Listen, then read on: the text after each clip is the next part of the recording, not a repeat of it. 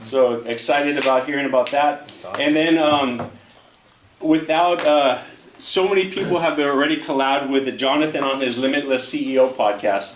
Almost like a lineup of members. Yeah. He had Juan on there, he had Ovier, he had Rami, he had Emmanuel, he had Jonathan, he had Nestor. And then Jonathan Solis is also starting his podcast, and he's already had a group of people on there. So a lot of collaboration, a lot of good things going on. And with that being said, one of the things that we do in this group is that we keep getting exposed to bigger and better things.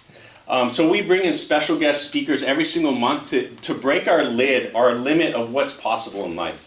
We only know what's possible to our world that surrounds us. But when you start getting exposed to people who are in the same room as you and share their experiences, and you realize, oh man, like that guy's doing this guy's breaking $10 million in his business, and he's just a regular guy in the room with me, that's when you start pushing your envelope of what's possible. So with that being said, it's definitely an honor and a pleasure to introduce the special guest speaker for today. Dr. Chiriano, he's been a member for a while now, and I feel like he's a good friend already. Yes. When I introduce him and he shares with us what he's going to share about, this is going to be pushing your envelope on the health side of things. So Dr. Chiriano is the past president of the Southern California Vascular Surgeon Society. He's a part of numerous professional vascular associations involved in ongoing research projects in regenerative medicine, vascular repair, and limb preservation. As a surgeon, he used to focus on treating end-stage diseases and issues, but Dr. Chiriano shifted his practice towards prevention and internal healing instead, rather than just addressing the problem. His passion is to transform the way people think about healthcare, and he advocates for more proactive measures that people can take in their lives. His commitment is the foundation of where he started getting into biohacking, wellness, regenerative medicine, and that's how VivaLife Healing Centers got started. At VivaLife Healing Centers, which is located in Rancho Cucamonga, they offer hope and healing through groundbreaking approaches, regenerative-based treatments, innovative alternative therapies, and they focus on regenerative approaches like stem cell therapy, platelet-rich plasma, that stimulates the body's own natural healing from within. They also do chronic pain relief. So if you know anybody in chronic pain, this is the guy to point them to.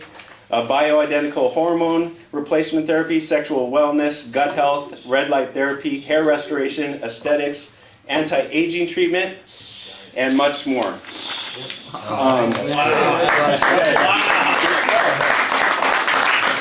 I feel better already, man. Keep it going. They believe that your body is designed to heal itself. So with the right tools and the right treatments, they help you do just that you create a state in every body where they can heal themselves without surgery, without medicines, and they kind of help you do that. So Dr. Chiriano wants to reshape the medical industry by becoming the alternative to the problems that big pharma companies produce in a way. And his goal is to really help people heal better and stay healthier. So I'm excited to bring up Dr. Chiriano and his talk about how to optimize health, energy, and vitality.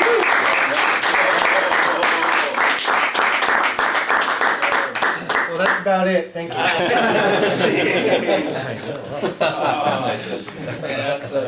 What are we doing with our lives? I know, yeah. So, first of all, thank you so much for having me here. I feel very honored to be in a group such as this. You know, this is my first year in the Mastermind. I didn't even know about it. I had just joined the chamber, and I met Nick at where did I meet you? At that luncheon I was doing a talk. Yeah, right? at Punch Bowl Social. Punch Bowl Social. And he came to the clinic, and we kind of broke bread. We had lunch, and it was great, and I loved what he was doing, and so I decided to join the Mastermind. I met Jesse, and I've been on the accountability calls on Tuesdays, been to a couple meetings. It's been great, and just hearing everybody's stories and hear about what you're struggling with, or all your successes, your struggles, everything. I mean, it's great to be around like-minded people that are trying to better themselves or purpose-driven, and so that's a big part of what I'm going to talk about today is some of that purpose-driven life. And so a little bit about me. So I grew up in Pomona. I ended up going to Damien High School, just in the area over here. And then I went to USC for my undergrad, and then moved to Miami. I did a master's degree out there, and then I went to medical school in Pomona at Western University, got my degree there. And then I did general surgery and vascular surgery at Loma Linda University, and I worked at the VA and the university there for several years, and then I went into private practice and in vascular surgery. And so I don't know if you guys know anything about what vascular surgeons do, but we're basically plumbers. Wow.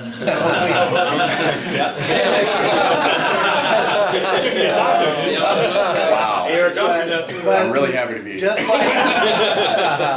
Just like pipes, right? Over time, if you don't take care of yourself, the pipes clog up, right? That's called atherosclerosis. So that comes from diabetes, high blood pressure, uncontrolled medical conditions, stress, poor diets, all those types of things. So by the time you see me as a vascular surgeon, you're at the end of the road. So if you're on the raft of disease, you're already over the waterfall, right? And so at that point, there's really no cure. It's just palliative care at that point. And I'm just trying to get people to maybe live another few years. In the meantime, I'm doing a lot of amputations, a lot of bypasses, cleaning out arteries, just kind of managing the stuff that happened over the last 30 to 50 years of our lives. So I kind of had an aha moment about 5 years ago. My mom was getting really sick, and she had a lot of health problems. She had broken her hip and was at Kaiser, and nobody was helping her, and she was just really deteriorating. And my business partner kind of introduced me some of the stuff in regenerative medicine. So his mom was sick, so we started treating our moms, and lo and behold, my mom went from not being able to walk up the stairs, and then 3 weeks later, after I gave her stem cells and started doing some other treatment, she was walking up and down the stairs. Wow. And I said, wow, there's something going on that's wrong with the system here, right? And what we do as physicians. And it made me realize that the body's really capable of doing a lot of miraculous things that our healthcare system just does not tap into.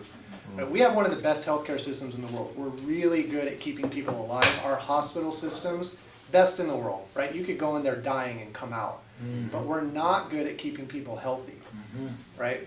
And that's really where a lot of healthcare dollars are lost, and a lot of productivity in our lives are lost by the time we're getting into those chronic medical conditions that are keeping us from living our best lives. So that's where I felt my purpose became that, right? So I shifted into what became VivaLife Healing Centers, and then eventually opened up Empowerment Health, where I wanted to really focus on men's health as well, because I feel as men, one, we don't like to talk about our health problems, and we see it for some reason as a sign of weakness. And then society in general doesn't like it when men start talking about their health problems. It's not supported. So if you, and I'm not trying to be sexist or anything, I'm just telling you the facts. Like, when women come in and they have a lot of problems, well, they're able to talk about their hormones, they're able to talk about all these types of things. Guys, I hear it all the time. They go into their doctors, they tell them they feel like shit, and the doctor says, well, you're just getting older. Right? And they put up, and a lot of guys are saying, oh, my doctor just put me on an antidepressant. And I'm like, what? Like, what? Why? Right? Antidepressants are one of the worst things that you could be on, and there's so many other ways that you can benefit your life without being on an antidepressant, right? And so I really feel that men really need to be taken care of, and that's been one of my passions, is really getting men feeling better. Anywhere from hormonal health to diet, lifestyle, nutrition, weight loss, sexual wellness, which is another thing that guys just do not want to talk about, but there's a lot of options out there, and we don't have to age in a bad way, right? So that being said, let's go. So I'm going to talk about optimizing health, vitality, and high-performance individuals. So what's a high-performance individual? Most people think, oh, athletes. But entrepreneurs, anybody that's trying to live a purpose-driven life, anybody that's a dad, that's a high performer, right? Anybody that's really trying to better themselves is a high performer, right? Somebody who's looking for something better. So that's the first thing.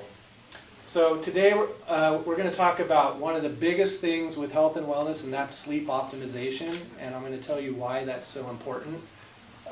Positive relationships, life balance, and personal development. And that's, if you're in this room, you're already trying to do that. But I'll tell you the science why that's so important when you're talking about vitality and health.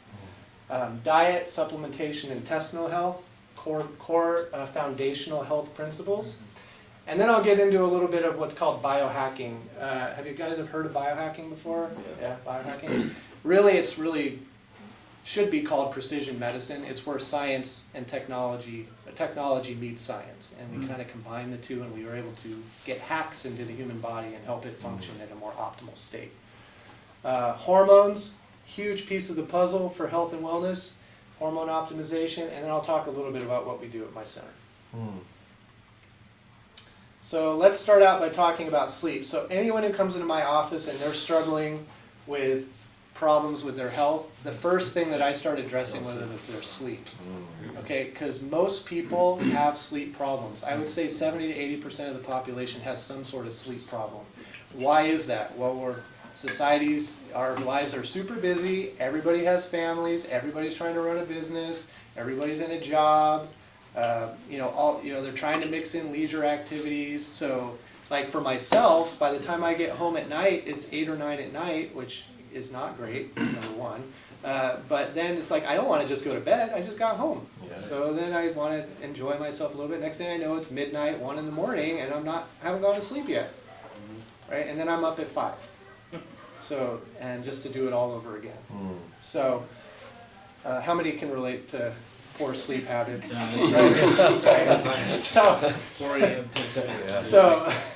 have anyone heard of the 10-3-2-1-0 rule when it comes to sleep? Nope. Okay, so I'll make it real easy. 10 hours before bedtime, no caffeine. 10 hours before 10 hours. I'm done. Wow. I'm done. Major done. 10 hours. I used to do it the hour before. Yeah. I'm like, wow. 3 hours before bedtime, no alcohol, no food. Wow. 2 hours before bedtime, no work. Oh, man. No work? No Really? Man, No work 2 hours Man, for 2 bedtime? hours. That's all I'm doing. the brain's always going. 1 hour before bedtime, no screen time. Oh. Okay, no TV, you're no killing screen me. time. It's the last thing. And the Yeah, 0 is no snooze button. No snooze. How many people hit snooze buttons anymore? Never. Okay. So, That's a good one. That's why it's there. So interesting. that's right. So let's talk about why this is. So the pineal gland. The pineal gland it's in our brain. It's kind of in the midbrain area. It really regulates our circadian rhythms. So it really regulates our sleep-wake cycle. And so what happens is if we're not sleeping properly, if we're not going to bed at a certain time, and really what we need as adults is somewhere about 8 hours. Infants sleep about 16 hours. Teenagers sleep about 10 to 9 hours. We need about 8 hours of quality sleep. It's not necessarily the quantity, it's the quality. So what happens is once that circadian rhythm gets out of balance, the pituitary gland then gets out of balance. The pituitary gland is our master gland, right? So that produces all of the releasing hormones in the body that regulates all of our hormonal milieu in the body. And so that can lead to lots of problems with cortisol, all your hormones, testosterone, if you're a woman, estrogen, and guys, estrogen as well. Your thyroid, so your adrenals, your thyroid, all your sex hormones, everything just gets out of whack.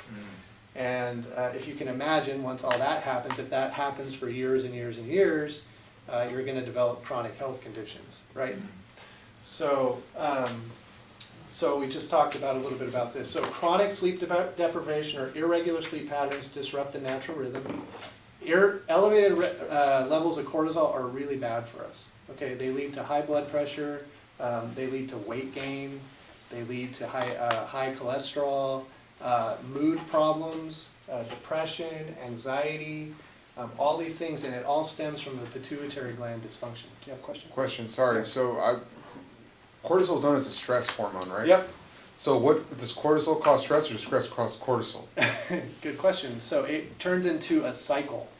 Okay. Right? So the stress causes the cortisol, but chronically elevated cortisol levels will stress the body out, and then it turns into this cycle of stress creates cortisol, cortisol creates physiologic stress and mental stress, and then that will continue to perpetuate over time. And actually what can happen in extreme cases, and I did trauma surgery for a long time, lots of stress, right? I treat a lot of law enforcement, I treat a lot of fire first responders, and there's a syndrome called adrenal fatigue. And so once your adrenals can only handle so much for so long. And at some point, your adrenals are F you, and they just shut down, right? And so there's a specific pattern of fatigue that can happen when that occurs, because your circadian rhythm becomes backwards. So really, when you're talking about sleep deprivation and stress, you want to see cortisol levels very high in the morning, because that's when we're getting up and we're ready to go. And then throughout the day, the cortisol levels sequentially drop. And by evening time, they're at their lowest. But when you have adrenal fatigue, it actually flips. And so what happens clinically is that you have a very hard time getting up in the morning, because cortisol levels are not where they should be, so you have to caffeinate. And then around 1 or 2 in the afternoon, you feel like you need to take a nap. And then in the evening time, around 6, you feel like you need to go to bed. But if you power through it, then you can stay up till 1 or 2 in the morning, right? Because the cortisol levels start rising in the evening time instead of declining in the evening time. So this circadian rhythm gets completely backwards. Does anybody have that pattern of fatigue? Right? I had it. So when I was doing trauma surgery, my adrenals were not functioning at all, because I would go from 0 to 100. I'd go from sitting in the call room watching Law and Order, then get called to a gunshot and have to operate for 3 hours. Then I'd drink 2 glasses of coffee, and then I would lay down and go right to sleep. So I had no ability to manage. My threshold for stress was so high that my adrenals couldn't even keep up.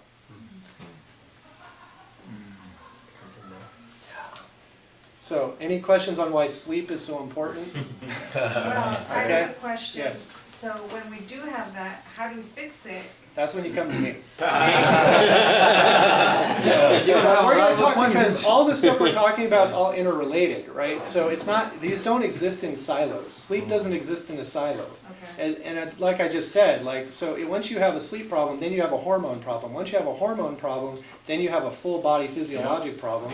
Then you have depression, then you have anxiety, and it all just spirals into really bad health. Wow. Right? So let's talk about relationships. So we all have been in probably bad relationships. That one girlfriend that was super toxic, or that one boyfriend that was super toxic, or a business partner that really just drained you, or a parent that was narcissistic, or a friend that just never had your back, that caused a lot of stress, right? I mean, I have. Does everybody have bad relationships? I'm sure we all have.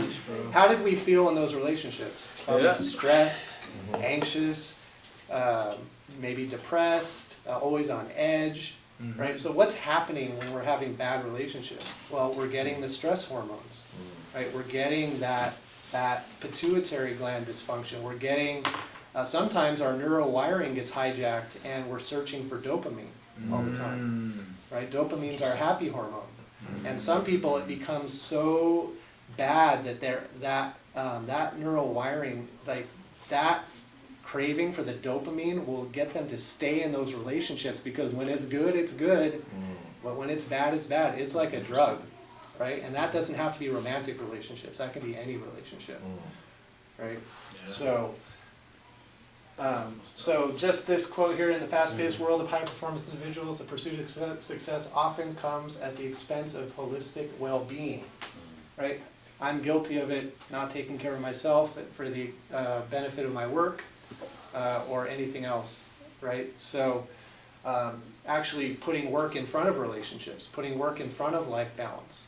But what I've learned recently, and I've been reading a lot of personal development books, whatever's going on in our life that's not going well is a mirror of what's going on internally with us, right? It's a mirror. Whatever we're attracting into our lives starts in here. So part of that is changing our internal and making that project to the external, right? So a lot of our relationships, we internalize what's going on with those relationships, and we project it back out to the world, and that then attracts that back to us, right? So we don't want that, right? So let's talk about some of those strategies here. So we have to prioritize these positive relationships for our lives, right? It's for our health. So the emotional support that it brings. Humans are designed to get 8 hugs a day. What do hugs do? Hugs give us dopamine. I don't want to get all mushy-gushy, but it doesn't have to be hugs, but it can be just positive interactions with our individuals, right? This enhances our immune function. It lowers cortisol levels. It increases dopamine. It increases serotonin. Serotonin's another one of our happy hormones. We get that after eating or after sleeping. Our serotonin levels are higher. After exercise, our serotonin levels are higher. Aside from the positive relationships, part of that is also strategies for achieving life balance. Self-care, very important. Nick's really big on this. So if you want to talk to someone about great life balance, talk to Nick. He has a great morning routine, right? You do everything, you carve out times, and he talked about this at the last meeting that was really good, where you do 2 things in each category, spiritually, what was it? Relationships, working out, and and diet. And diet. And he sends out 2 gratitude texts every day to somebody. Yeah. That's great. Which you talk about that interaction and how that comes back to you emotionally and sending that out to the world. I mean, that's huge, right? So setting boundaries, this is huge, right? I know I do it. I overextend myself. I work too late. People ask me to do something, I know I can't do it, but I say I'll do it anyway, then I do it, and then I sacrifice something else, right? So the ability to say no is not a bad thing. And you have to be willing to disappoint people and be okay with that Yeah. to protect yourself, right? Because if you're not protecting yourself, you're not going to be able to be the purpose-driven person that you want to be, right? You have to be true to yourself, which is one of the hardest things to do. You have to schedule downtime.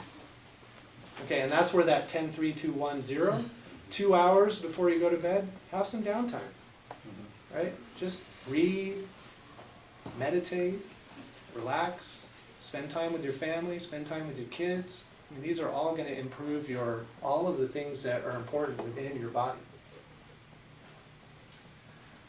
Personal development, okay? We have to invest in personal development. You're in this room, you're already investing in personal development. It doesn't stop here. You have to be reading all the time. You have to be finding people that are mentors.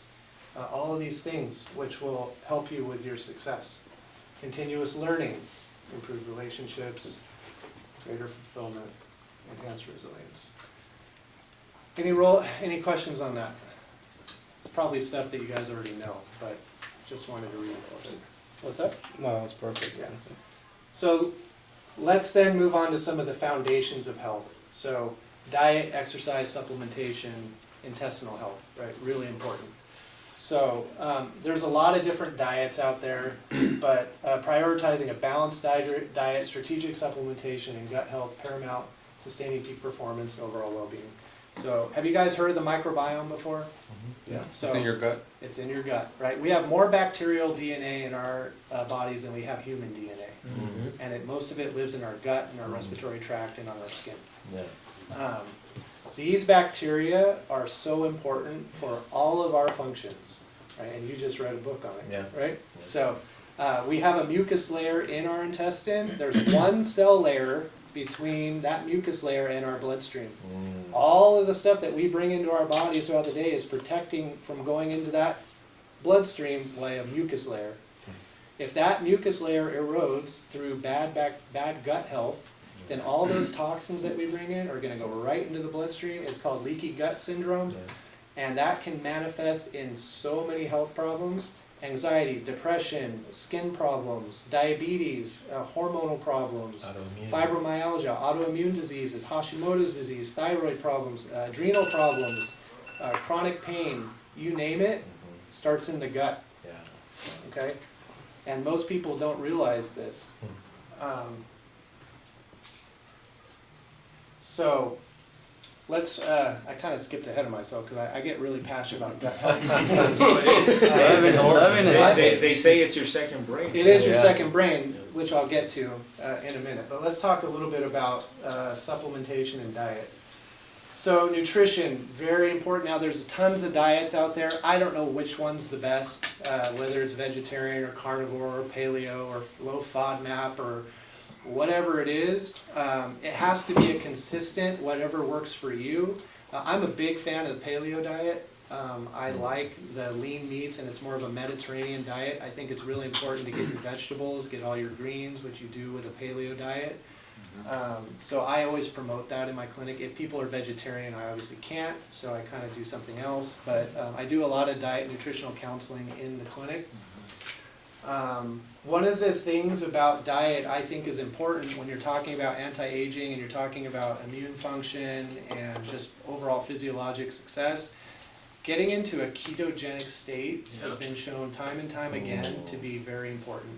Now, that's difficult because there's no way to measure it unless you're dipping your urine for ketones every day. Yeah. And you can easily slide into starvation, and that's where you don't want to be. Yeah. Right, so even people that come into my clinic that we're doing weight loss on, and they're like, oh, I'm eating 900 calories a day, or this and that, I'm like, that is not good. Yeah. Right, that is not healthy, because you're in starvation. Your body's saying, doesn't know when it's gonna get its next nutrients, and you'll lose weight up front at the expense of muscle and bone, and over time you will not lose weight because your body's gonna try to hold on to everything it can. Your cortisol levels are gonna go up because your body's stressed out because it thinks it's gonna die. And then you're gonna have all these other chronic health problems. So when I do weight loss in my clinic, while we do use weight loss medications, I also put them on a very reasonable caloric intake. We do their body composition and everything, but very reasonable. Because the other thing with diet is that you wanna do something that's sustainable. These fad diets are not sustainable. If you're doing a 600 calorie, 900 calorie, you're miserable, you're not gonna do it. It has to be reasonable. So, I feel that if you're working out and you're exercising, and we'll talk a little bit about exercise, and you're on a fairly consistent, you baseline caloric needs, burn off, or even a little above, and burn off the rest with exercise, and do it consistently, you usually will have success at sustaining that weight loss and having a healthy diet. But it's just like anything else. You can't make all these changes all at once. You have to take little chunks at a time, because that's how habits are formed, right? It takes about 90 days to form a habit with whatever we're doing. And so when people are like trying to make all these changes all at once, they're gonna set themselves up for failure. So like when we counsel, I just tell them, let's just make this change. Let's work on that for a little bit. You know, it's kind of like a golf coach, right? Where they're like, let's just work on the takeaway. You know, now we'll work it up to here. Now we'll work on the weight shift. And now, you know, so that's how you build the foundation of diet and any sort of health, right? So, but a healthy diet will help with muscle recovery repair, brain function. Like Jesse was saying, it's the second brain. So there's a lot of neurotransmitters that are going between the gut and the brain.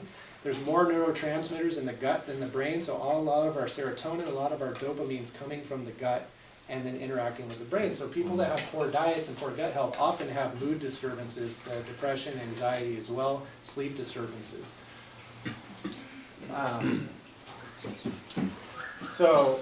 Balanced macronutrient intake, nutrient timing and hydration, all important. Alkalinization, very important. And I wish Thomas was here, because alkalinization, bacteria, viruses, cancers, anything can't live in acidic environments. Most of our bodily functions do better in alkaline environments. And so that's anything above a pH of about 6.5 to 7. 6.5 is technically not alkaline, but in our body it's considered alkaline. So I treat a lot of cancer patients, and then one of the things I do is alkalinize them. And I have them checking their urine and making sure that their pH in their urine is above 7.3. So now we'll move on. Any questions on diet? And I don't want to make a recommendation as a blanket categorical, like you should be on this diet, because it's very customized for, yes? Just a quick question, what are some of like the fruits or stuff that we could consume to increase testosterone, whether it's taking zinc and magnesium? Yeah, the placebo well, we'll get to effect? hormones, Okay. but yeah, just quickly, like zinc, magnesium, very good for Is testosterone. watermelon good too? No, avocado's good. Okay. But there's some other supplements like boron, and we'll talk a little bit about ashwagandha. There's adaptogens that are really good for managing that. So this is what happens with a poor diet though, and this is what people don't know. Lots of people have food sensitivities, and it can range anywhere from having a lot of GI problems to not having any GI problems, but having a lot of health problems. And the way it works is the foods are antigens and they will interact with the immune system, and then it will cause an immune response that will release histamine, prostaglandins, which will cause total body inflammation. And then you end up getting a lot of these problems here, anywhere from inflammatory bowel disease to metabolic syndrome, which is like a pre-diabetes, weight gain sort of syndrome, heartburn, ear problems, ADD, migraines, even autism can be treated by treating the gut. So people come in, they're like, oh, I eat clean, I eat this, I eat that, all I eat is vegetables, but I still feel like crap. So I'll test them for this, and they'll be sent, we test for like 140 food sensitivities. And they'll come back and they'll be like, oh, well, I'll tell them, I'm like, well, you're sensitive to broccoli. They're like, what? I'm like, yeah. So they cut broccoli out, and literally I've had people come back 2 weeks later like, I feel like a different person. And who would have ever thought that broccoli would have been something that someone would be sensitive or cause a problem? Right? So we don't know what we don't know. So we know. I am sensitive to broccoli. Are you? Yeah. So you know. And I love broccoli. Yeah. Well, I had a lady who was sensitive to tomatoes, and I told her she couldn't eat tomatoes. She broke down crying. I will too. Huh? No more pizza. Yeah. Wait, so what does it mean when someone's sensitive to broccoli or tomatoes? Is it, because I'm assuming if they don't know, it's not an allergic reaction. It isn't. Well, it is, and they just don't know it. It may manifest in many different ways. Okay. Right? It's usually people who are getting tested for food sensitivities aren't people that aren't having problems. They're having some sort of problem. Yeah. Right? And that's why they come to my clinic in the first place. So I always start with the gut, because that's where most of these things can start to be solved. So we have to fill these nutritional gaps. So there's some supplements that enhance performance. Creatine, caffeine in moderation is okay. Beta-alanine, they improve exercise performance, increase strength, delay fatigue during high-intensity activities. There's other things that support recovery. Recovery is really important, not only physical but mental recovery. So branched-chain amino acids, super important. These are actually help with gut health as well, and as well as muscle recovery. Omega-3s, great for hormones, and they're great for joints, and great for cardiovascular health. They're anti-inflammatory, so if you can get your omega-3s, that would be great, and promote recovery from exercise-induced damage. So these are some other things that are really, when you're talking about optimizing health, these are things that I usually recommend in my clinic. So I'm really big on antioxidants. Glutathione is the master antioxidant in our body, and there's a lot of things that can happen when glutathione levels are low. One example is something called Hashimoto's thyroiditis, which is the autoimmune process that antibodies attack the thyroid. Well, a lot of that happens because glutathione is depleted in the body, also bad intestinal health and bad hormone health, but we won't get into all that. I have it, yeah. You have Hashimoto's? Yeah, I have Hashimoto's too. Although my antibodies are now down because I actually got help. You can actually cure Hashimoto's by fixing the gut and doing a lot of other things. I need Yeah. to visit. Yeah. But so like one of the cures for Hashimoto's also is taking selenium, because selenium will increase glutathione in the body. But you can supplement glutathione. There's drops that you can use in your whatever green drink you're taking, or just put it in your drink.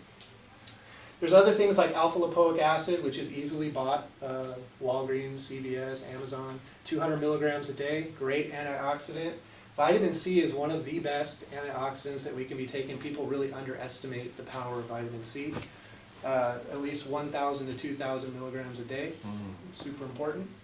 They neutralize free radicals, reduce oxidative stress, and support overall health and well-being. And then vitamin C also really important for collagen. So vitamin C and zinc, if you're working out, for muscle recovery, for collagen production, skin, immune function, vitamin C and zinc, super important. Super important. Zinc you need to be taking about 25 to 50 milligrams a day. Yep. So one of the other things, so I think I have a slide on, yeah, we'll talk about that. Okay, so we talked a little bit about this already, right? The gut, yes. You're testing for food sensitivities. What are you looking at? For the food testing? Yeah, is that a blood test? It's a blood test. Yeah, we draw it in the office. Yeah, and we get about a 35-page report back. Based on genetics? Nope, it's antigens. Antigen testing. Yeah. So we talked about the gut being the second brain. One of the things about the gut, spermidine. Has anybody heard of spermidine before? No? Okay. So spermidine comes from wheat germ. There's a process in our body called autophagy. Have you heard of autophagy before? Yeah. Right. So autophagy, for those of you who don't know, is the way our body detoxifies. It cleans out the mitochondria. It basically means auto-eating. So we eat all the bad stuff. Our body eats itself, pretty much, and then makes room for new cells. Cleans out the mitochondria. The mitochondria is the powerhouse of the cell, makes all of our ATP. It metabolizes oxygen. One of the leading theories of aging is now the mitochondrial theory. So there's a huge push for mitochondrial health in health and wellness. You can actually do mitochondrial testing. I had my mitochondria tested recently. It was pretty interesting. But keeping those mitochondria going are super important. And so one of the things, and then when it comes down to the gut health and everything, the mitochondria is super important. Brain health, mitochondria is super important. Spermidine puts you into autophagy 24 hours a day. The only way you can get into autophagy normally is through exercise and fasting, which is great. But imagine being in that detoxifying state 24 hours a day. Wow. Right? This is a long-term thing. It's not like you take spermidine and you wake up the next day and you're like, oh, I feel like a superhero.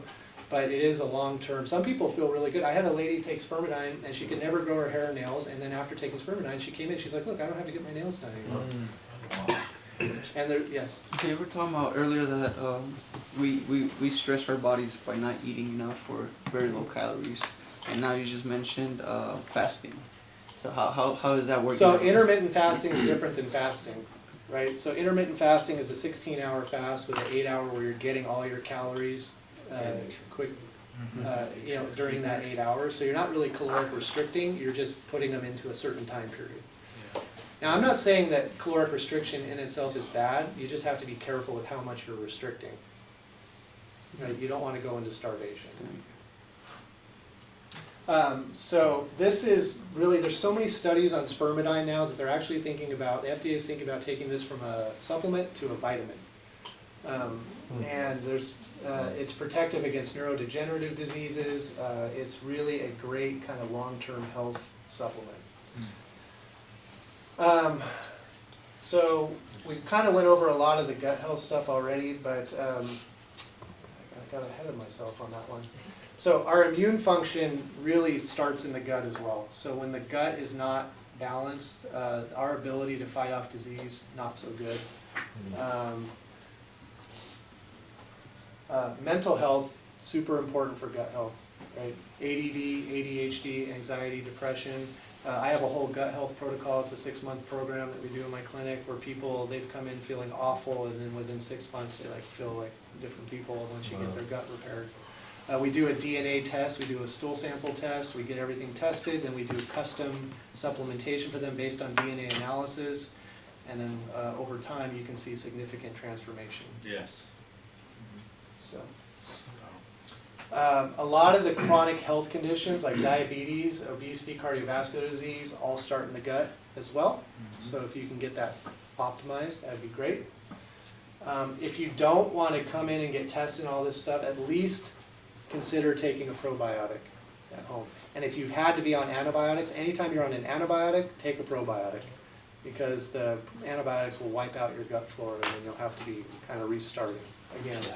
Excuse me, do you recommend taking both probiotic and prebiotic? Pre and pro. Yeah, so do you guys know the difference between pre and pro? No.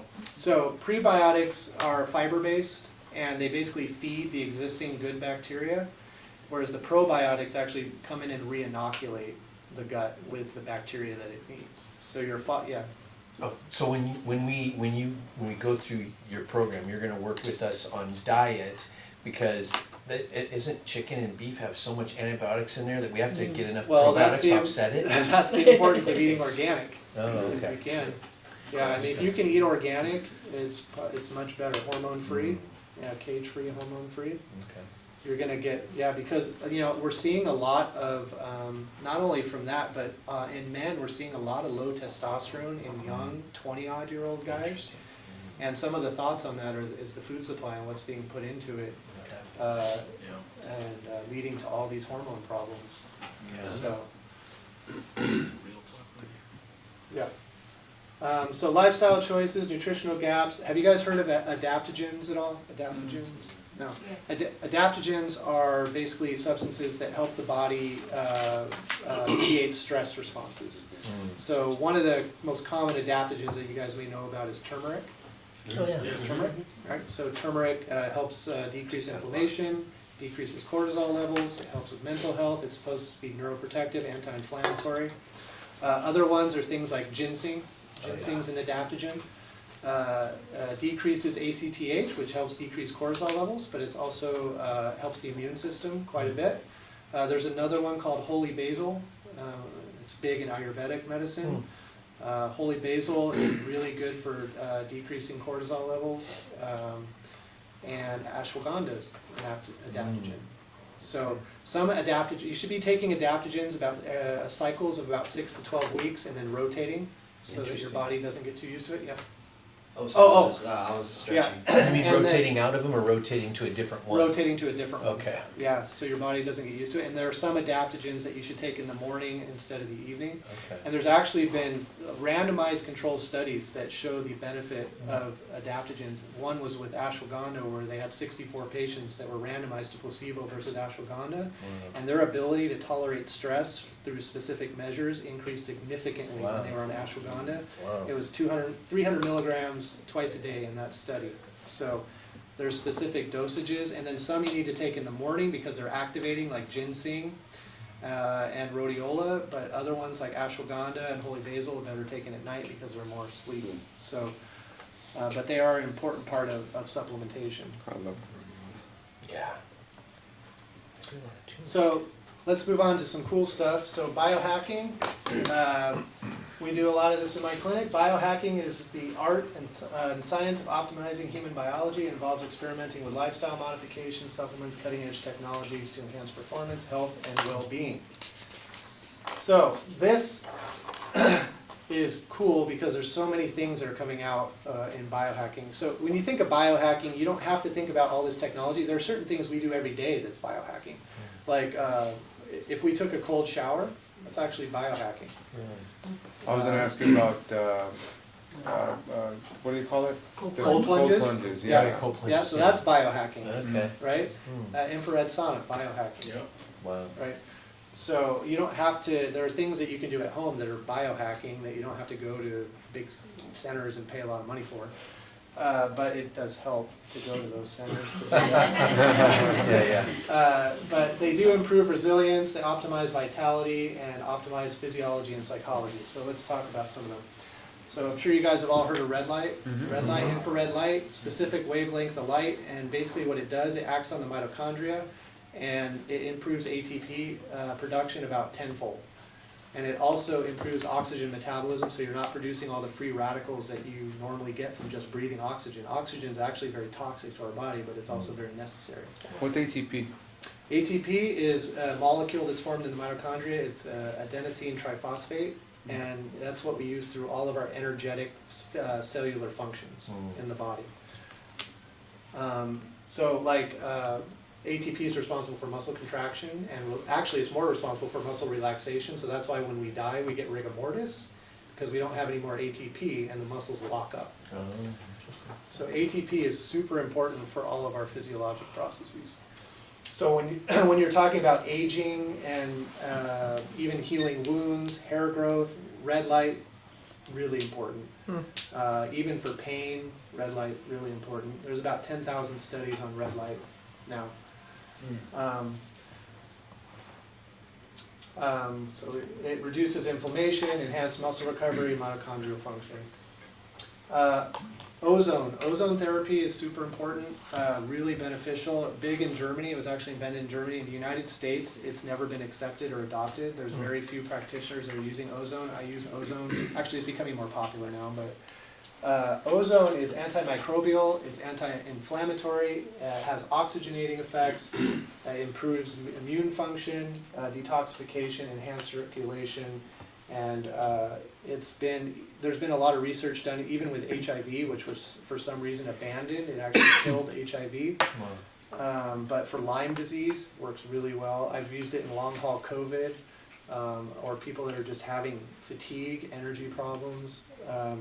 So we have a system in my clinic, it's a 10-pass system where we hook an IV up and we put blood in, draw blood out, put it into an egg, we pressurize it with ozone and then reinfuse it. We do that 10 times. You do that with with a patient's own blood? Uh-huh. Yeah. So this is another good one, pulse electromagnetic field therapy. So this is great for muscle recovery, any sort of injury. So the way it works, it was actually invented by NASA. NASA, when astronauts were going into space, they were losing the Earth's magnetic field and they were getting sick.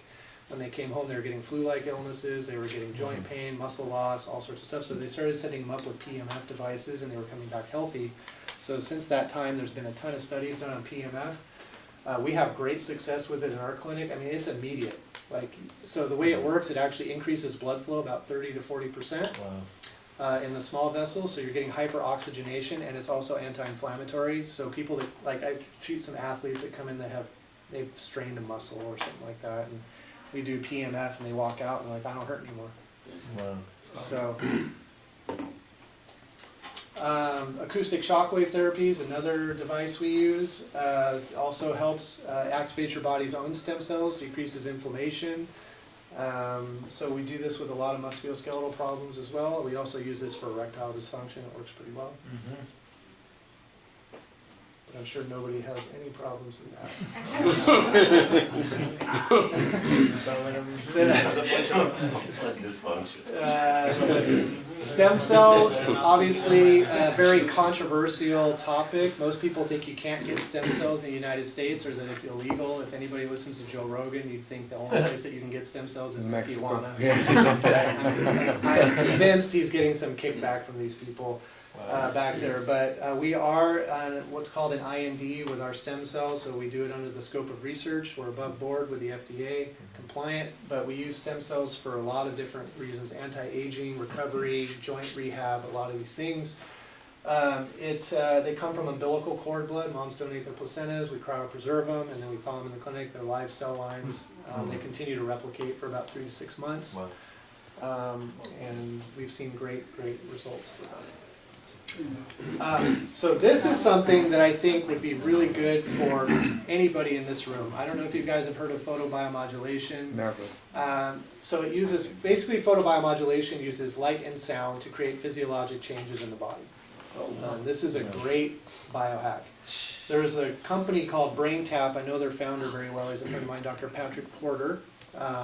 This device hooks to an app. It has pulsed light that goes right to the pineal gland, which we talked about the pineal gland. So it helps reset circadian rhythm, and the protocols, there's hundreds of protocols in the app, so anywhere from fitness to relaxation to meditation. There's different brain waves in our body that create different flow states. So there's alpha waves, which is really when you're trying to be productive and being a high performer. Being in alpha state, super important. Right, most of the time when I neurotest people in my clinic that come in, they're mostly in delta. Delta waves are our slowest waveforms. Those are our sleep waveforms. So most people are walking around in a fog every day in delta, and they're wondering why they feel awful, right? And it's probably because of all their hormone problems and their diet and their poor sleep patterns and everything else we talked about.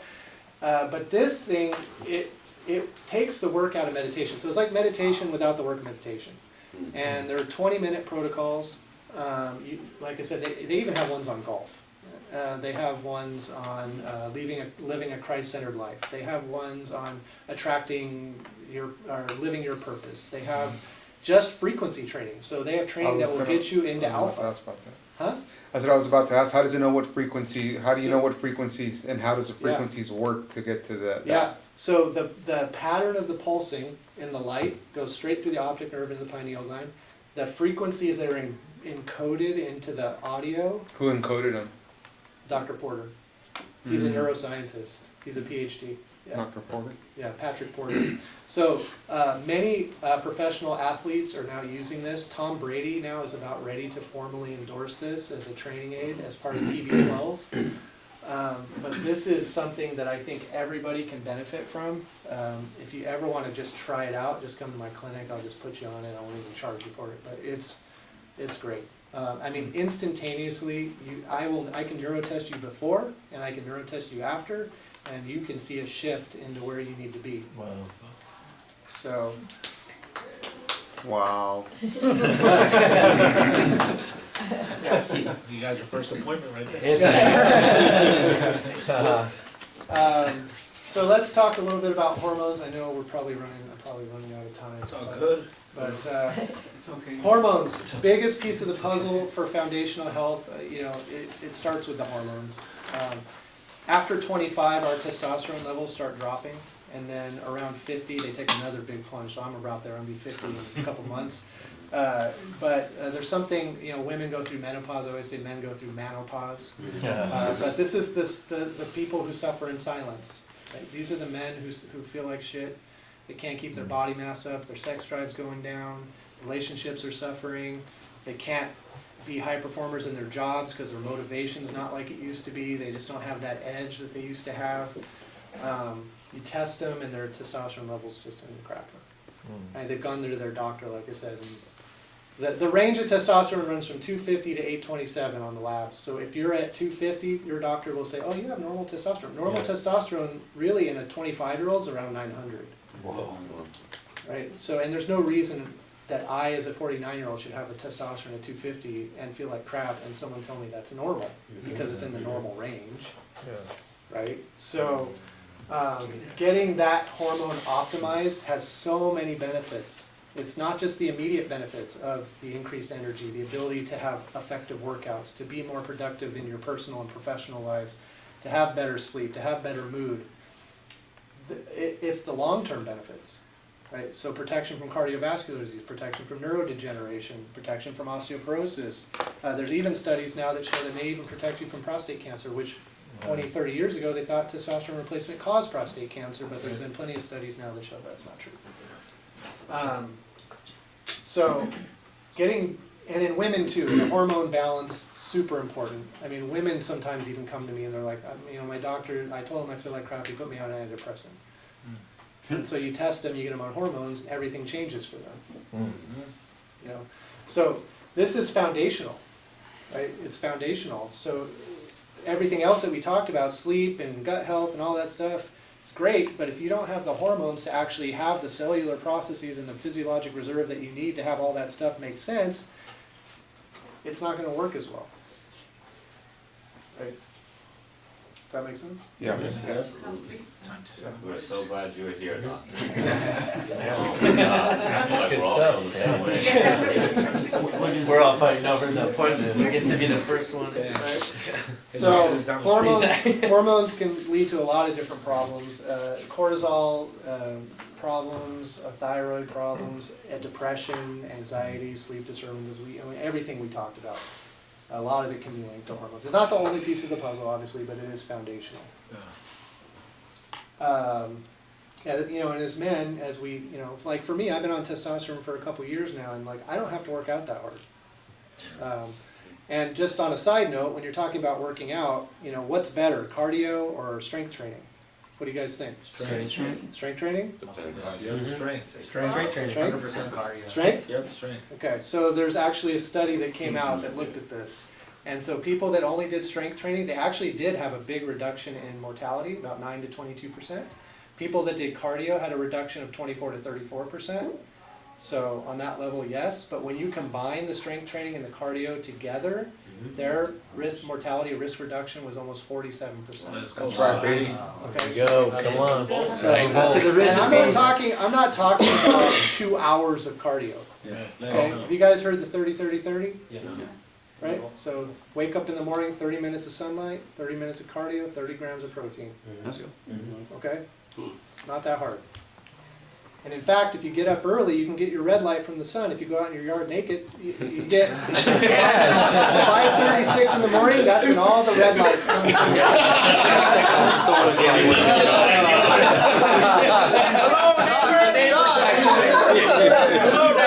Marco's out there again. All day. Come to Marco's house. Marco and Cody got it.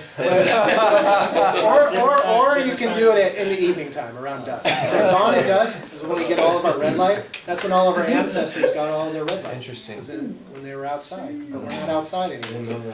Yeah. Which is another reason everybody's vitamin D deficient, because nobody's Yeah. outside. My vitamin D was so bad, I was having bone pain. Wow. I had to go on vitamin D and. Do vitamin D supplements help much? Yes, Do they? but they have to be with K2. Okay. I was about to ask. So vitamin D3, K2. Vitamin D3 helps absorb the calcium, K2 helps get it into the bone. Okay. But vitamin D is not just a vitamin, it's a hormone. Okay. So vitamin D governs a lot of our hormonal function as well. It also governs a lot of our mental health and a lot of our gut health. Vitamin D is Interesting. one of the most important vitamins get that can be sun. taken. So whenever I test guys for hormones, I always test their vitamin D Did- levels, and you'll be surprised how many guys are deficient. Yep. Is the best way to get vitamin D, would it be from the sun? Surprisingly, there's an epidemic of vitamin D deficiency in California, which is one of the sunniest states. So, yeah, I mean, I guess if you're outside a ton, it would be good, but even those types of people, when I test them, their vitamin D levels may be close to normal, like the range is from like 30 to, I think it was like 60, but I like to have my vitamin D levels up around 50, 60. Yeah, Is that because we do go outside fully clothed? yep, Yeah.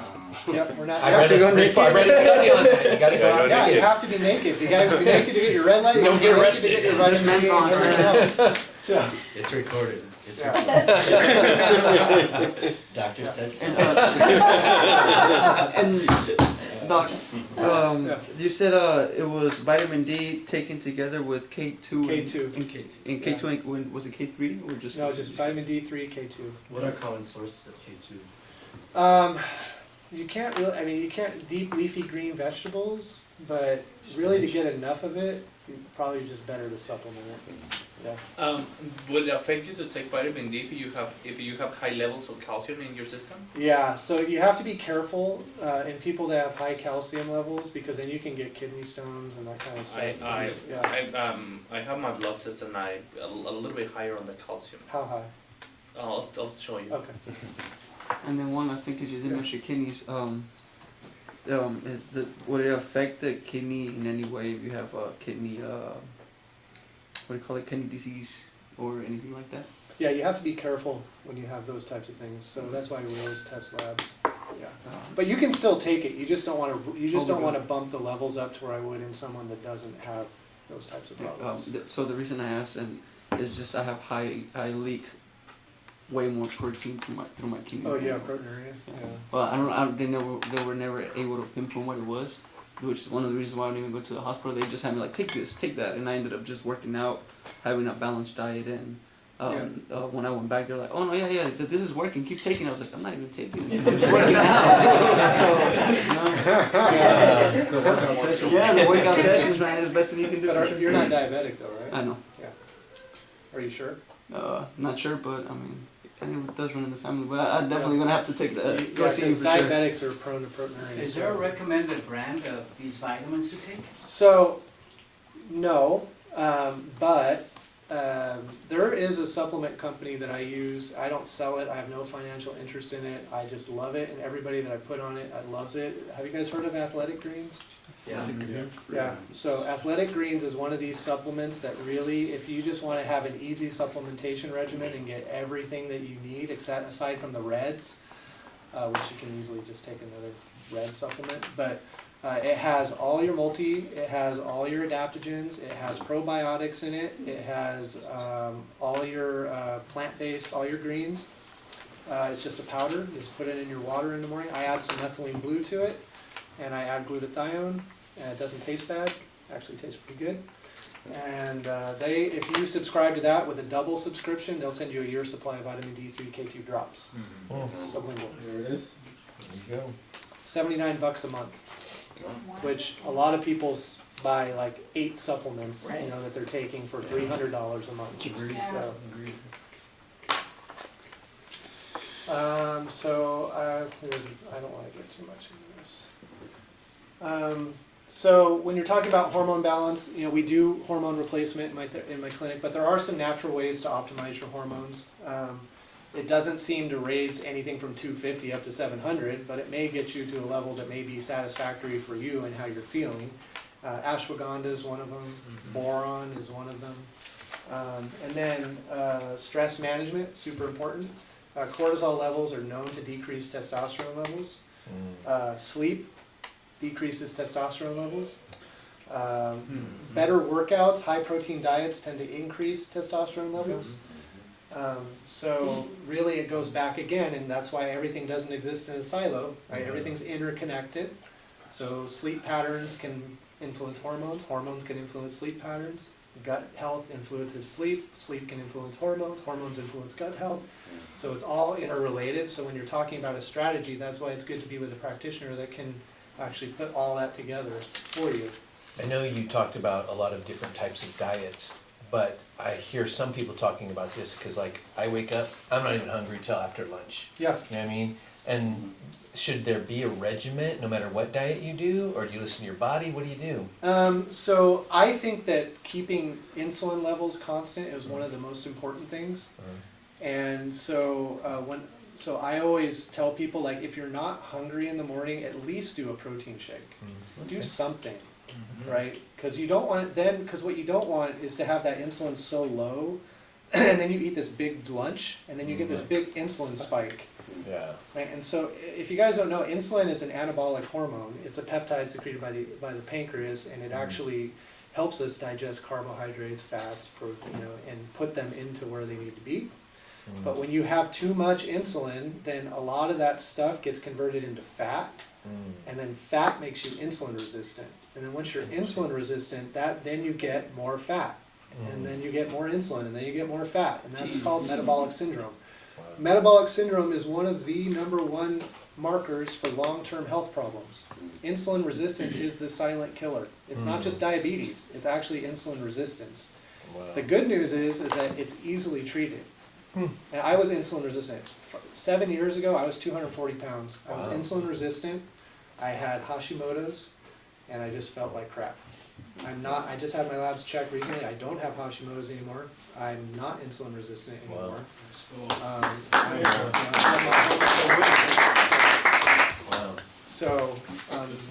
But it takes an intent, just like everything else, right? And it starts just foundationally, and it just becomes a lifestyle. Yeah. Right? So this is where we talk about work-life balance and carving out, because if you don't take this seriously, #1, your relationships are going to suffer, but your business is going to suffer too, because you're not going to be able to focus and put in the thing, be the best version of yourself to make that business flourish. Right? You said it was a silent killer, but are there any markers? Yeah, I test for it. Yeah. Resistance? Resistance? Yeah, absolutely. Okay. Yeah, we test for it all the time. That's one of the things I always test for. But you can only find that by actually doing a lab test. There's not. There are clinical symptoms of insulin resistance, so people that tend to get hypoglycemic oftentimes have insulin resistance. So like if you don't eat for a long period of time or something, or if you eat and then you crash, that sometimes is a sign of insulin resistance. Okay. Gotcha. Yeah. Okay. I put a lot of slides on hormones.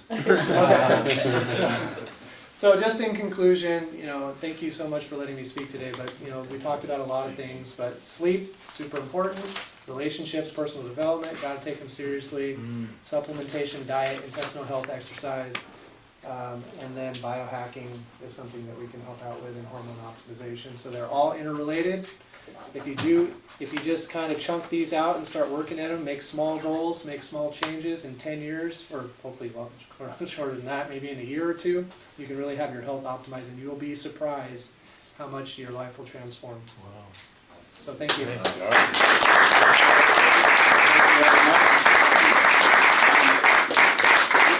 Real quick, Jesse's going to come up, and we're going to thank Dr. Chiriano.